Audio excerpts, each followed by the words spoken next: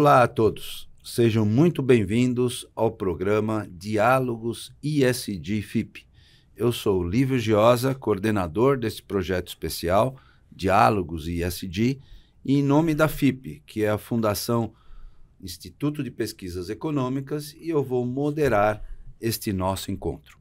Estamos no 42º episódio do podcast, que tem como tema Como entender o estado da arte da sustentabilidade e do ISD.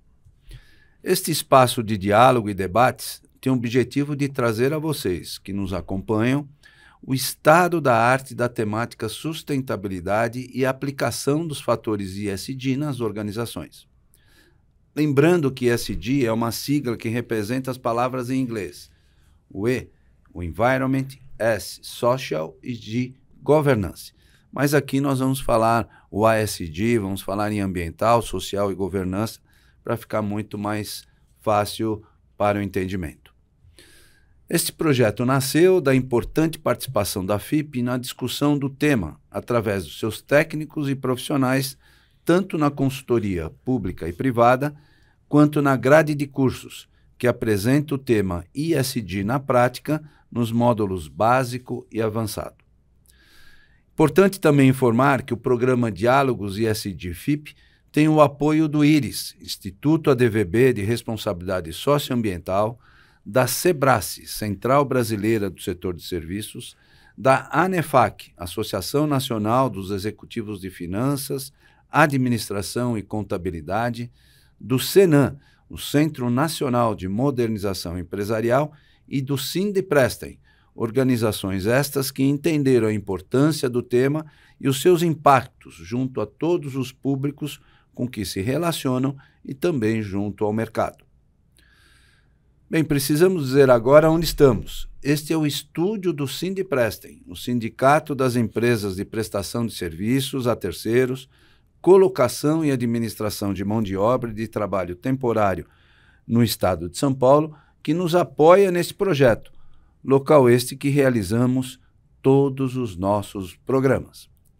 Para você acompanhar os episódios do Diálogos ISD, basta acessar o podcast através do Spotify e canal do YouTube da FIP e nas demais redes sociais, Instagram, LinkedIn, Facebook e Twitter, e também nos canais e plataformas do Sindiprestem, do IRIS, da SEBRASE, da ANEFAC e do SENAM.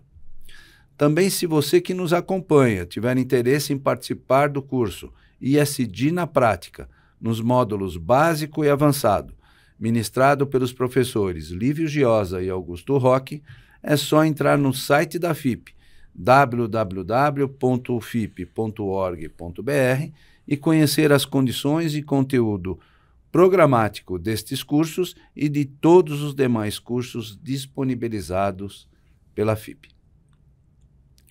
Para dar início ao programa de hoje, quero apresentar o nosso convidado especial, Ulisses Neto, fundador e CTO da Carbontech, Tecnologia da Informação. Seja muito bem-vindo, Ulisses. Obrigado, é uma honra ter você aqui conosco. Muito obrigado pela presença. Obrigado pelo convite. Vamos bater um papo hoje aqui, vamos fazer o diálogo direto. Mas é importante, só antes da gente começar a conhecer o seu trabalho, tudo que você tem feito, Ulisses, falar um pouquinho, né, da sustentabilidade, tendo em vista até o momento que o país está vivendo, com os impactos das mudanças climáticas, o Brasil inteiro de olho no estado do Rio Grande do Sul, porque a gente vivencia algo inédito no Brasil, como está acontecendo nos países asiáticos, como aconteceu nos Estados Unidos, como vai acontecer em vários outros países, como vai acontecer agora na Europa, com o verão europeu, os europeus absolutamente aí preocupados com as altas temperaturas que virão. Então, a gente vive um momento realmente de reflexão da sociedade, algo que nós técnicos, e eu me situo dentro dessa linha, desde lá, 1992, quando a gente participou da Eco 92, e todos os debates que avançaram no âmbito das empresas, do poder público, de tudo que a gente escreveu, do livro, dos artigos, dos fóruns, congressos, foram milhares de atividades nessa direção, dizendo, olha, a emissão do carbono está intensa, os gases de efeito estufa estão provocando transformações, temperatura da Terra se elevando e impactos virão. E o que era projetado para 2040, 2050, se antecipou demais, né?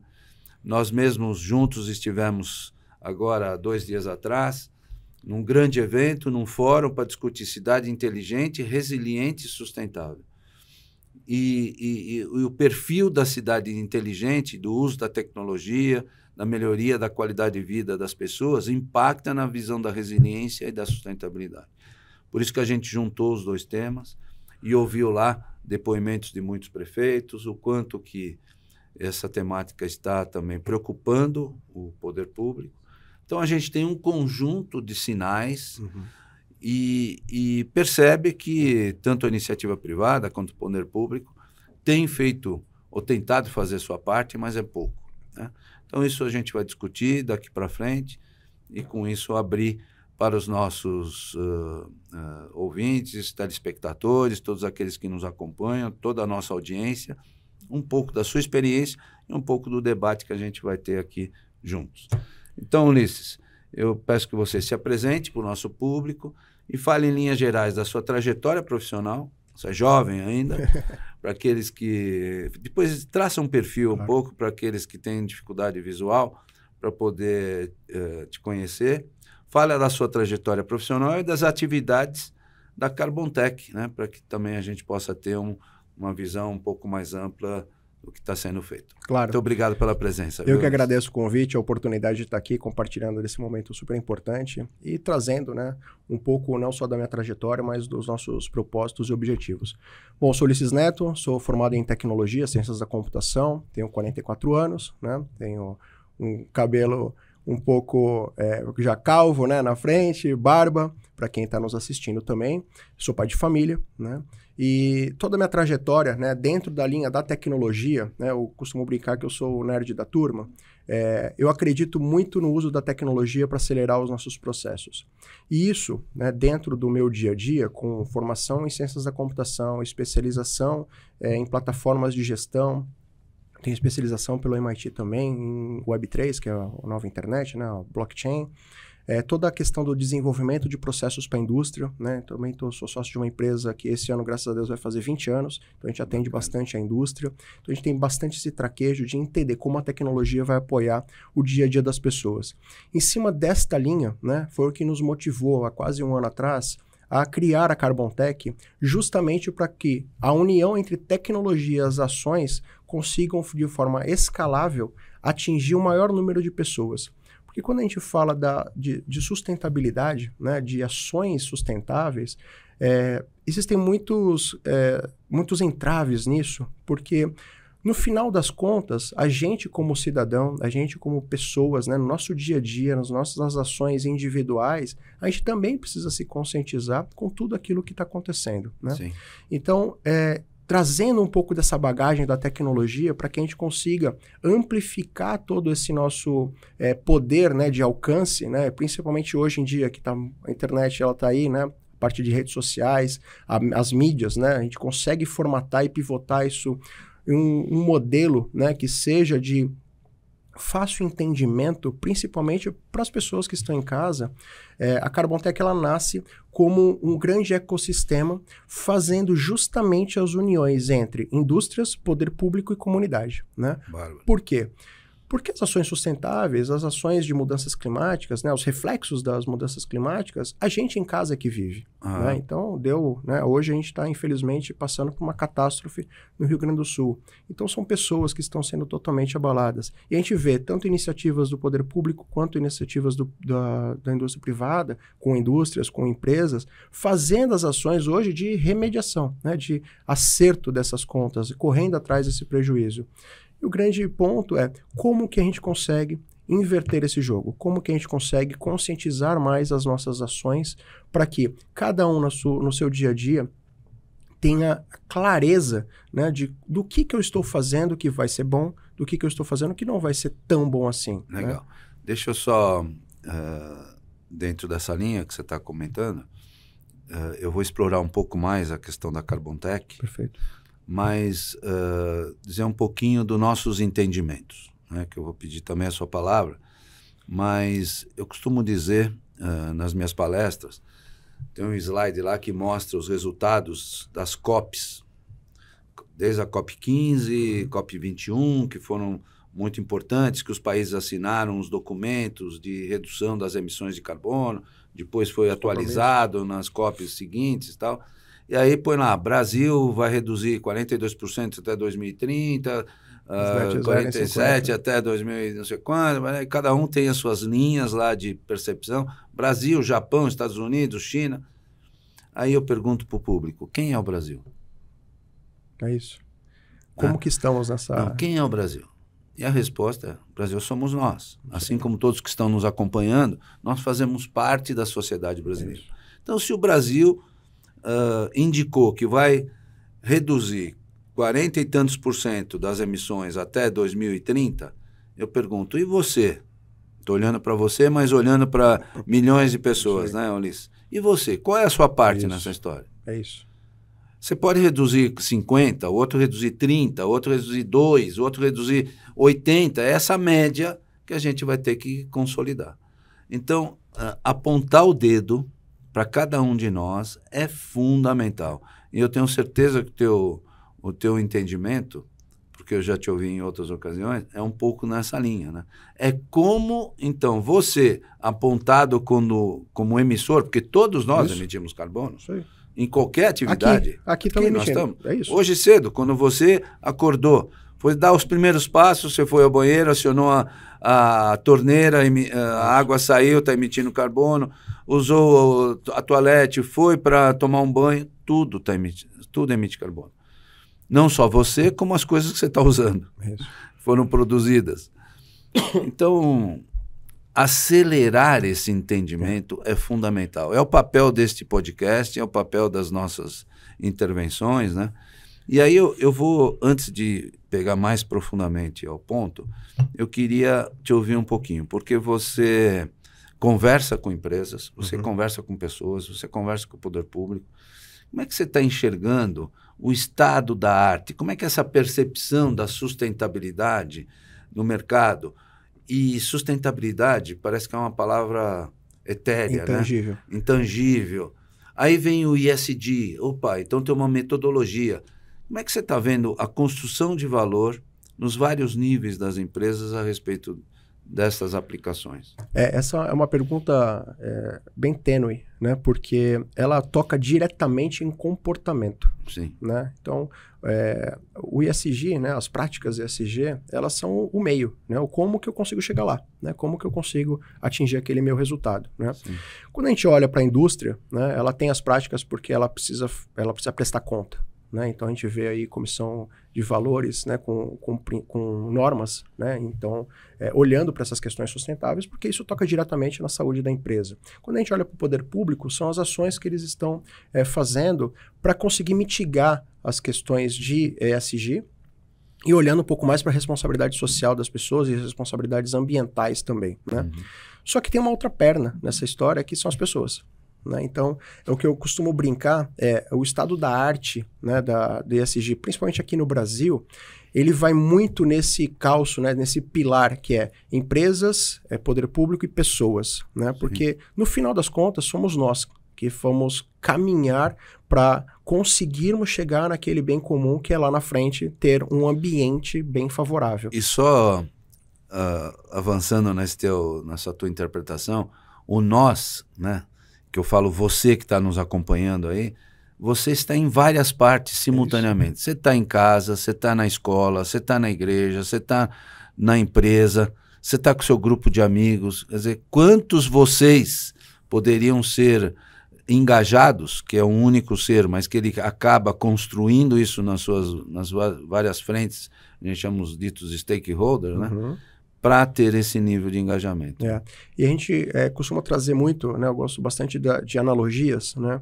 Quando a gente fala do estado da arte, dos princípios, de cultura, conscientização, de nada adianta uma empresa, seja lá uma indústria, qualquer tipo de segmento, ela traçar os seus princípios, as suas práticas ESG dentro, da porta para dentro da empresa. Sim. Ela precisa fazer isso e tomar cuidado porque é exatamente o que o senhor colocou. A pessoa que está ali, ela também está em outro ambiente, ela também está, seja na casa, na igreja, num parque, num clube, qualquer outro lugar. E o que eu fico, às vezes, impressionado, as pessoas acabam esquecendo aquelas práticas que elas estão fazendo dentro de uma empresa para não aplicar no seu dia a dia, né? Então, assim, como que eu consigo trazer com que essas práticas, elas externem aquelas de cobrança, né, dos princípios de ESG para fora da empresa, para fora de um estabelecimento, para que as pessoas tenham isso no dia a dia, né? É a famosa teoria da janela quebrada, né? O ambiente, infelizmente, ele acaba contaminando. Exato. Demais, né? Então, quando a gente tem o estado, pensando, né, o estado da arte, é um ambiente, né, que ele está totalmente alinhado não só com as pessoas, mas com o seu estado de ser. Né? Eu entro naquele ambiente, ele está totalmente olhando para aqueles pontos-chave, né, das práticas, para que a gente consiga, de fato, fazer a mudança. Porque é muito bonito falar, é muito bonito estabelecer métricas e no meu dia a dia eu acabo não fazendo aquilo. Né? Exemplo, eu chego em casa e tomo um banho gigantesco. Não faz sentido. Né? Ao invés de ir a pé para determinado local, eu peguei o carro. Poxa, vai a pé. Né? Consiga exercitar também esse seu ponto, porque são pequenas ações, né? Que é o que a gente coloca, né, no nosso modelo de trabalho dos nossos coletivos. São as pequenas ações individuais que juntas vão conseguir fazer uma mudança considerável. Não, né? Perfeito. Não, é isso mesmo. E esse encaminhamento é um caminhamento que tem mais poder. É o que tem poder de transformar, é o poder que a gente quer conscientizar. Né? É isso. Porque, na verdade, isso que nós estamos fazendo hoje aqui é uma forma de conscientizar todos aqueles que estão nos acompanhando, porque, sem dúvida alguma, é apontar o dedo para cada um e falar... Sua parte depende de mudanças de comportamentos e atitudes que vão ser revertidas no contexto geral do coletivo da sociedade. Muito legal. Nós começamos a falar aqui, Ulisses, dentro dessa percepção mais macro, da questão das mudanças climáticas. Né? As mudanças climáticas acabaram oferecendo à sociedade uma percepção maior de um desequilíbrio. Algo está acontecendo e eu não tenho controle. É isso. Acabou de falar. Está fora do meu controle. Né? Então, você vê os testemunhos do pessoal lá do Sul, é um negócio inacreditável. E eles ainda não vão ter o choque principal, né? Porque agora que a água baixar, é que o cara vai perceber, porra, perdi tudo. Perdi minhas coisas pessoais, perdi minha casa, perdi tudo.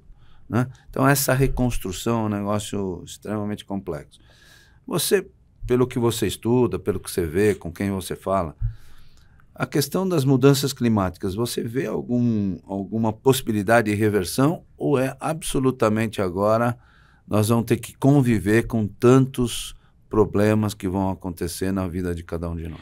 É difícil, né, fazer uma afirmação. Antes disso, eu quero te fazer uma pergunta. Claro. Você tem filhos? Tenho filho, 7 anos, Pietro. Eu tenho um neto de 8 anos, e eu costumo dizer que tudo que eu faço, eu falo em nome dele, né? Para essa próxima geração. Até antes de responder a sua pergunta, Lívio, é importante, né, salientar também, um dos maiores objetivos também, né, nosso, né, principalmente do meu sócio, Eduardo, a gente, né, pai de família, preocupado também com o futuro, entendendo o que a gente consegue hoje fazer de diferença para frente. Né? Porque eu tenho algumas filosofias e teorias, né? Uma delas é o não eu já tenho. Eu preciso fazer a outra parte. Né? O não, se eu ficar parado aqui, eu já tenho o não. Né? Eu preciso me movimentar. E o feito é melhor que perfeito. Eu tenho que começar a fazer. Eu não posso ficar mercê esperando com que a solução caia no meu colo pronta. Né? Isso é que nos motiva cada vez mais em empreitar. Como já dizia Geraldo Vandré, grande compositor e músico, quem sabe faz a hora, não espera acontecer. É isso. Né? Porque eu não preciso esperar. Se eu acredito naquilo que eu estou fazendo, eu acredito, né, na minha vida inteira, principalmente na vida profissional, eu sempre acreditei nas linhas que eu estava seguindo e eu me enfio de cabeça. Então é muito isso, né? E a sua pergunta é se eu tenho filho? Sim, eu tenho, né? E eu prezo muito pelo futuro e me preocupo com o futuro. Porque Hoje, o problema que a gente vive, né, olhando principalmente para a questão que o senhor colocou, das mudanças climáticas, ela não é um problema Brasil, ela é um problema planeta. É planeta. Né? Então, assim, vamos ter que aprender a conviver? Hoje, sim, porque a gente já está dessa forma. Mas a gente só precisa entender, assim, o que eu tenho que fazer como plano de ação para mudar isso. Para tentar minimamente reverter essa situação. Como que eu consigo criar um ambiente... minimizar o impacto. É isso. Como que eu consigo criar um ambiente, principalmente ecológico, né? Porque todas as catástrofes, elas são ecológicas, né? Para que eu consiga ter um futuro que seja de flores e não de trevas, né? Para que a gente consiga minimamente entender as ações que a gente está plantando hoje, que vai demorar, às vezes, 5 anos para ter o reflexo dela. A gente sabe, principalmente quando a gente mexe em cadeia de indústria, o processo não é da noite para o dia. Né? Um transatlântico mudando o seu curso. Então, a gente precisa entender, dentro, obviamente, trazendo as práticas ESG, quais são as linhas que a indústria vai fazer para que o reflexo disso talvez não seja para a gente, seja para as próximas gerações, né? Seja para o meu filho, para o seu neto, né? Para que a gente consiga ter esse reflexo, né? Essa mudança de comportamento, né? Do clima, né?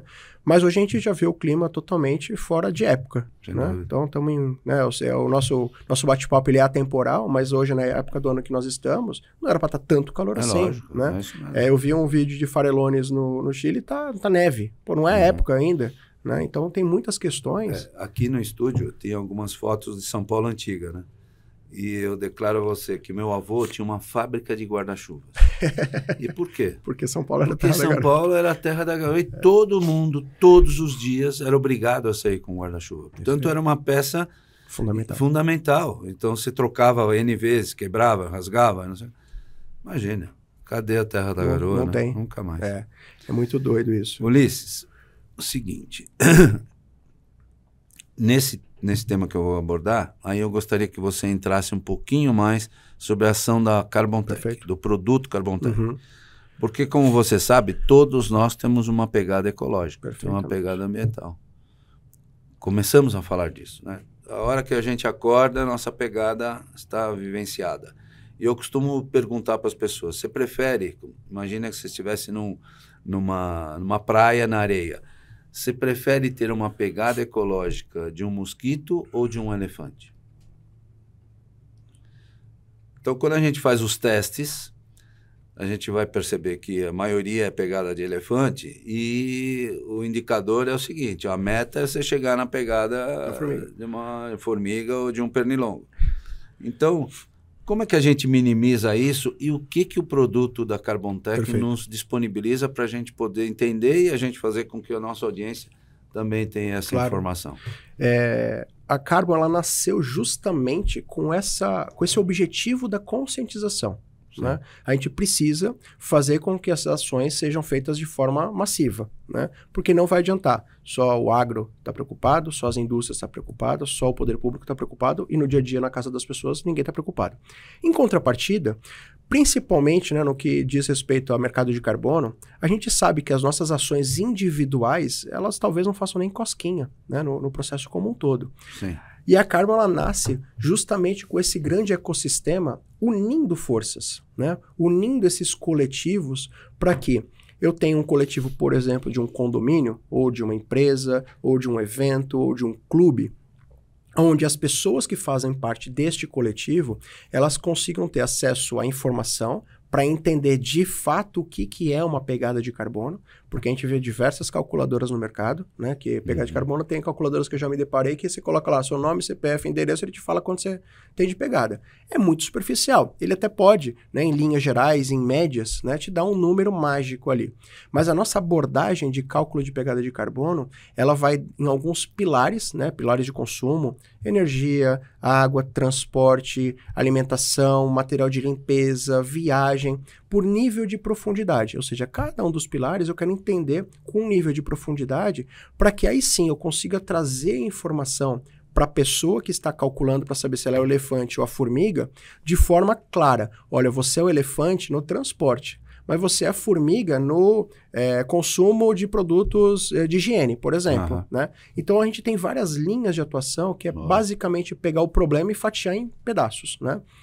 Esse grande lance, né, da metodologia nossa de trabalho, ela vem como um grande motor da Carbon Tech, né, para que a gente tenha principalmente a primeira etapa, que é a avaliação, é o entendimento. Né? Hoje muitas pessoas não sabem nem o que é pegada de carbono. Né? Sim.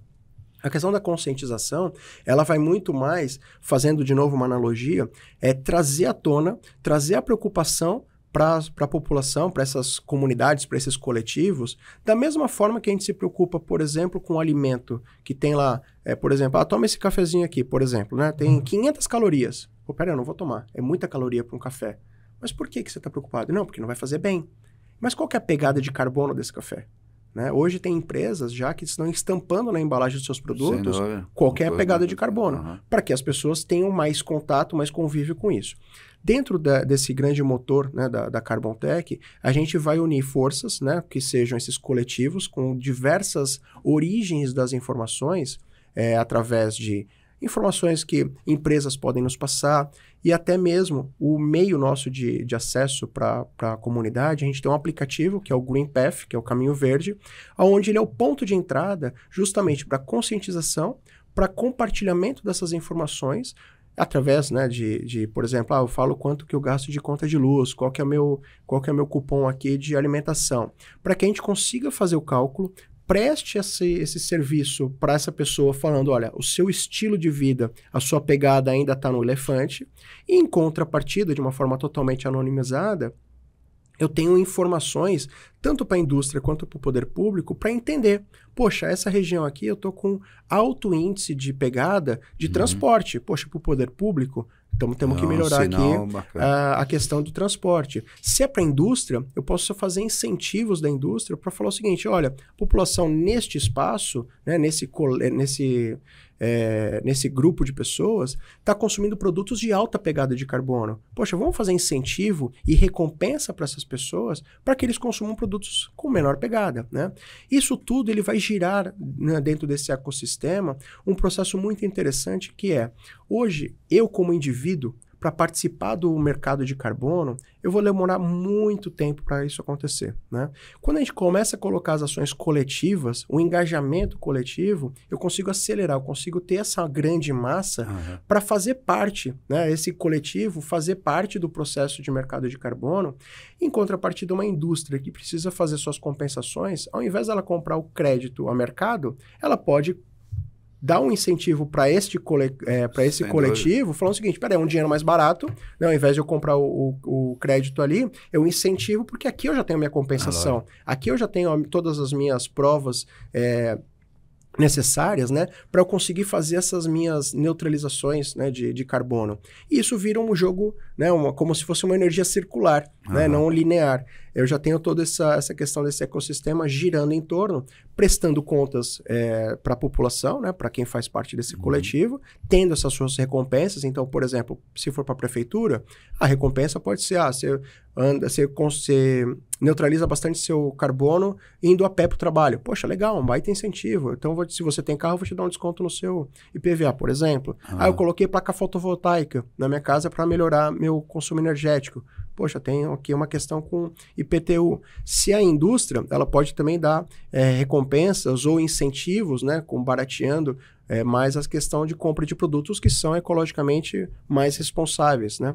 A gente fez um projeto faz um bom tempo com uma indústria e foi justamente nessa questão da energia circular, né? Justamente para que eu incentive a ponta lá no ponto de venda, para que essas pessoas consigam ser impactadas, né, dentro de uma cesta de produtos. Né? A gente tem uma solução que a gente lê o cupom fiscal e eu consigo entender quais são os produtos que estão ali.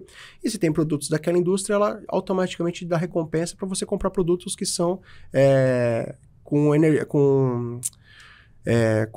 economia circular, né? Então isso foi bem legal porque teve essa aceitação, né? Muito bom. E olhando para a Carbon Tech, né, vai sair agora uma atualização justamente para isso, para olhar os produtos que têm uma pegada de carbono mais baixa, né? E cada vez mais as empresas estão adotando esses princípios, então você passa a ter um pouco mais de cenários abertos para poder atualizar.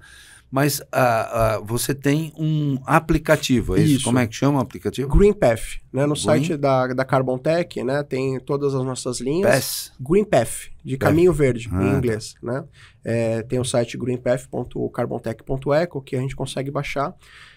E nele a gente tem um ponto de entrada, com tutoriais, com vídeos, né? Treinamentos, onde as pessoas que ingressarem, elas têm acesso à informação para entender o que é pegada de carbono, o que é um consumo mais consciente, né? Coisas bobas, né? E a utilização é individual, né? É individual, não exatamente. É pelo aplicativo. É individual. E aí, com esses pequenos indivíduos, a gente consegue, por trás, obviamente, fechar esses coletivos. Então, poxa, eu tenho um coletivo que é uma empresa X. Poxa, legal. Então, essa empresa entra em contato com a gente e fala, ó, para mapear as pessoas que estão aqui na minha empresa, por exemplo, é pelo domínio do e-mail. Pô, legal. Então, a gente direciona para que essas pessoas entrem com o domínio do e-mail e a gente traça esse coletivo e começa a entender o comportamento para fazer o cálculo da pegada dos indivíduos dessa empresa. É de um clube, também consegue, né? Ou de uma base já posicionada. Eu quero, né? A gente tem um grande mapa onde eu consigo circular e falar como é que está a pegada de carbono nesta região. Sim. Né? Então, a gente consegue formar esses coletivos de coletivos,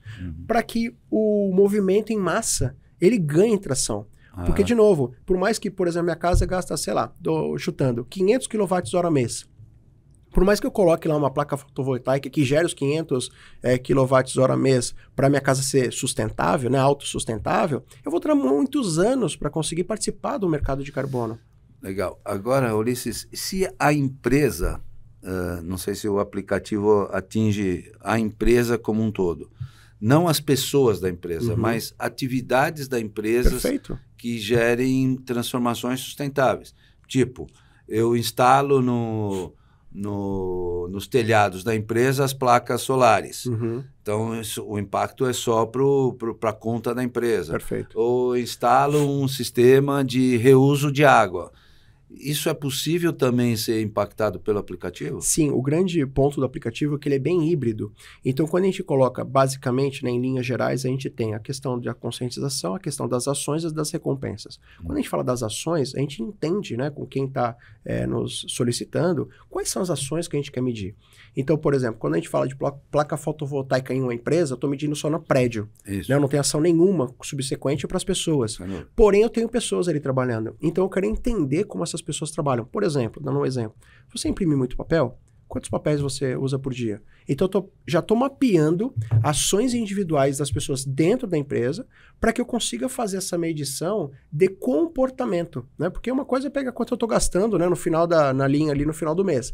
A outra coisa é entendendo como que está o comportamento das pessoas no dia a dia dentro da empresa para entender, poxa, será que só essa placa fotovoltaica vai conseguir fazer as minhas neutralizações suficientes? Aonde que está o maior gasto? Está pelo qual pilar que eu estou gastando mais? É energia, é transporte, é viagem, alimentação, material de limpeza, é o copinho do café?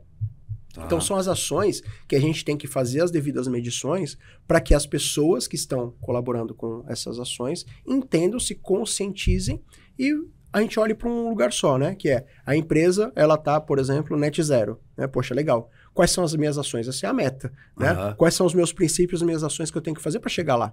Então, eu preciso necessariamente das pessoas. Colocar a placa fotovoltaica, usar água de reuso, eu comento que a gente está enxugando o chão com a torneira aberta. Né? Porque se eu não pegar a pessoa que está ali fazendo aquelas ações, eu não vou resolver o problema. Então, respondendo a sua pergunta diretamente, o GreenPath ele vem também para isso. Por quê? Porque ele é o ponto de acesso para as pessoas, dentro de vários coletivos. E a gente determina esse coletivo. O GreenPath ele é um só, né, um grande aplicativo, né?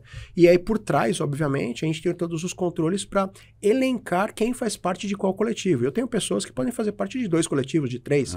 Exemplo, eu tenho no meu prédio que está fazendo essa medição, eu tenho no clube que eu frequento, eu tenho na empresa que eu trabalho. Eu faço parte de 3 coletivos, mas eu sou uma pessoa só.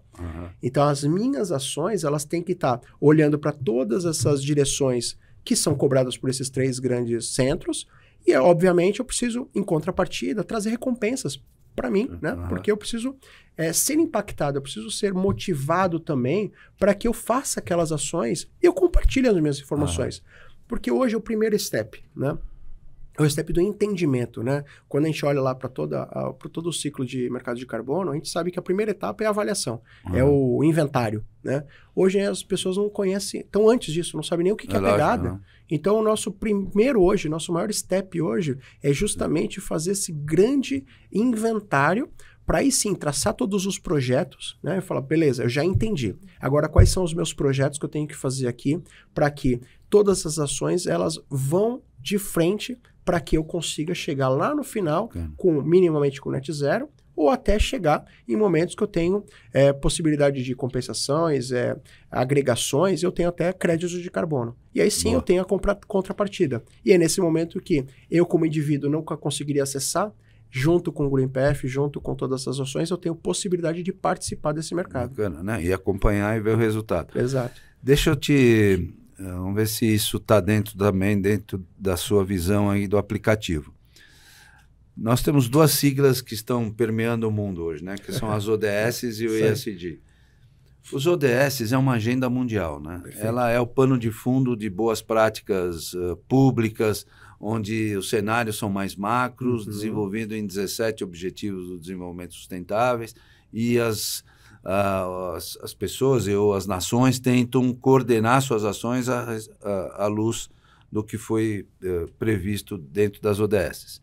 O ESG é uma metodologia, ele acaba sendo uma sequência de ações capazes de dar demonstrações efetivas e evidenciáveis da utilização dessas boas práticas pelas empresas em especial.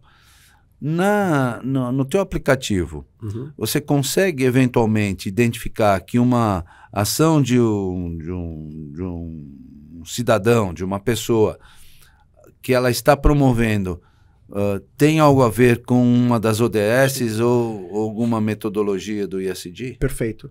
Tem, totalmente, porque a Carbon ela já nasce olhando para esses grandes pilares. Né? Quando a gente olha para as ODS, né, hoje declaradamente são 7, né? Então água, energia, parcerias, mudanças climáticas, todas essas ODS a gente sabe que são os pontos-chave, são onde a gente quer chegar. Né? As práticas ESG é o como eu chego lá, né?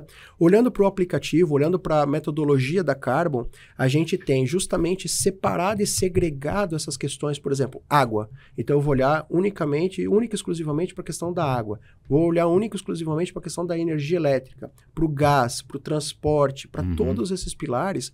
E aí sim, trazer as práticas ESG, que hoje, quando a gente fala da população, né, desses coletivos, dessas comunidades, em suma, é trazer práticas ESG para o cidadão.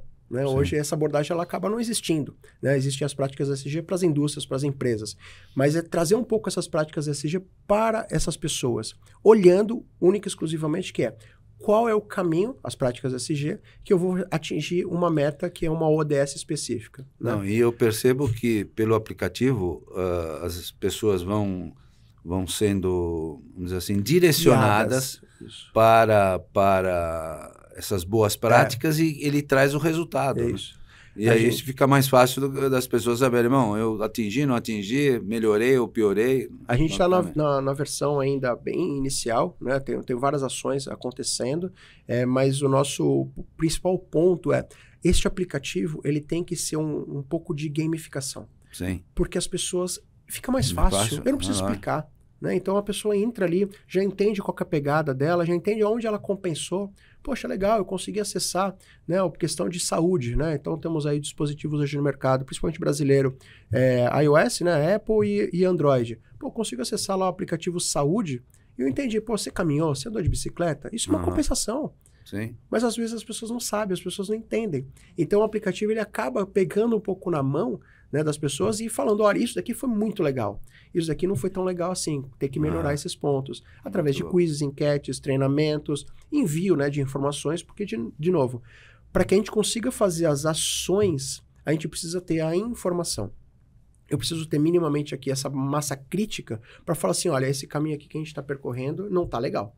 Né? Para isso eu preciso da contrapartida, né? Que eu compartilhei lá quanto eu gasto de quilowatt-hora mês para eu dizer se isso está bom, se isso está ruim. Às vezes as pessoas não entendem, né? Eu gastei 1.000 kW mês. A pessoa só entende que isso está ruim porque vem cara a conta.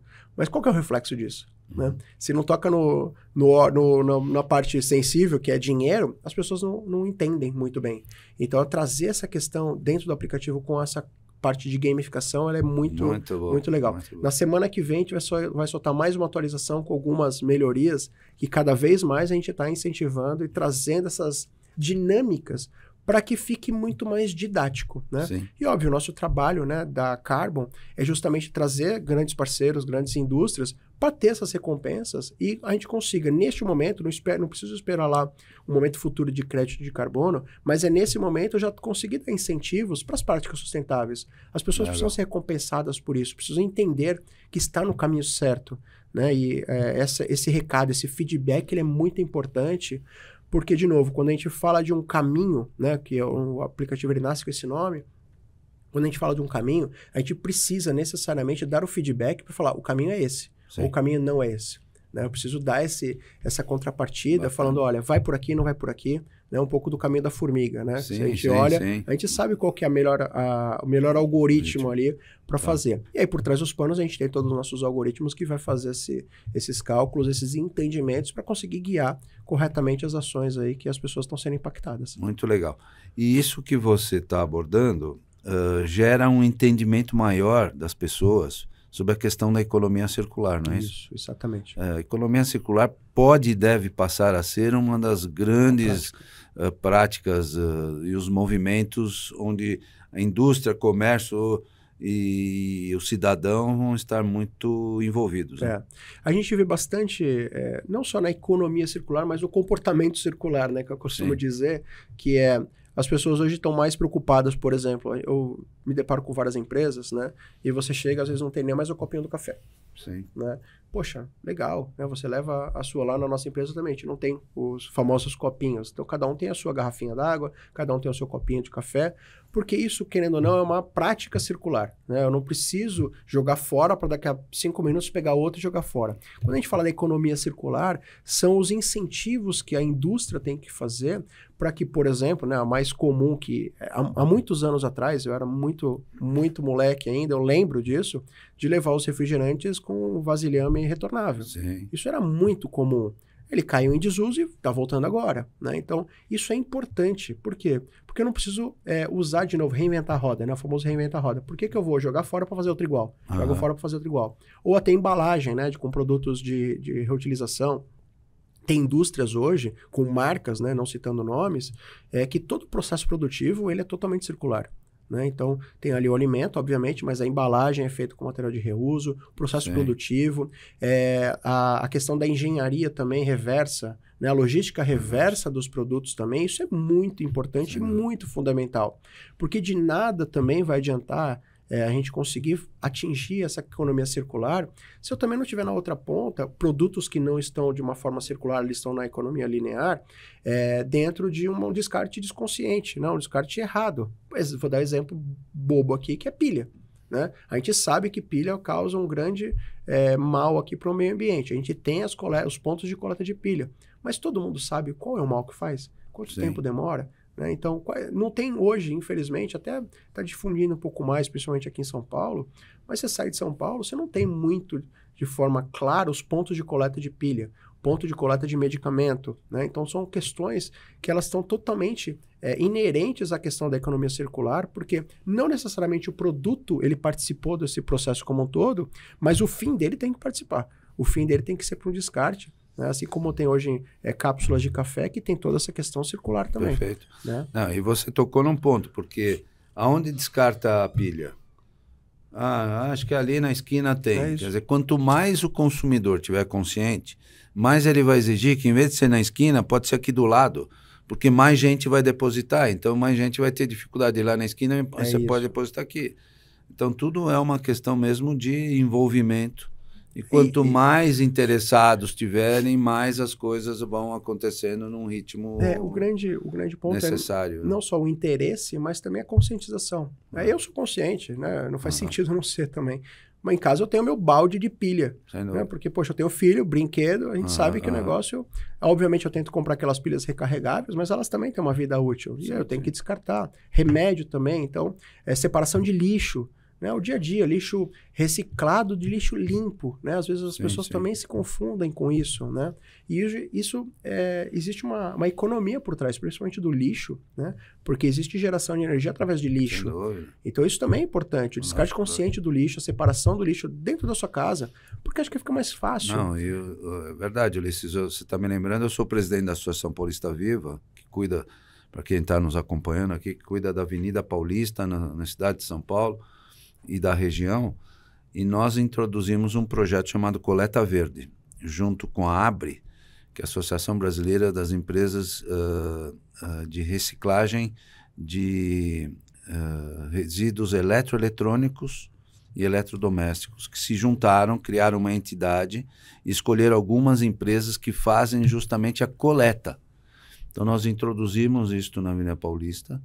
Então, são os resíduos, que é a pilha, a bateria, todo mundo tem na sua casa, num cantinho. Lá você não sabe o que fazer com esse celular, isso, e não sabe onde despejar.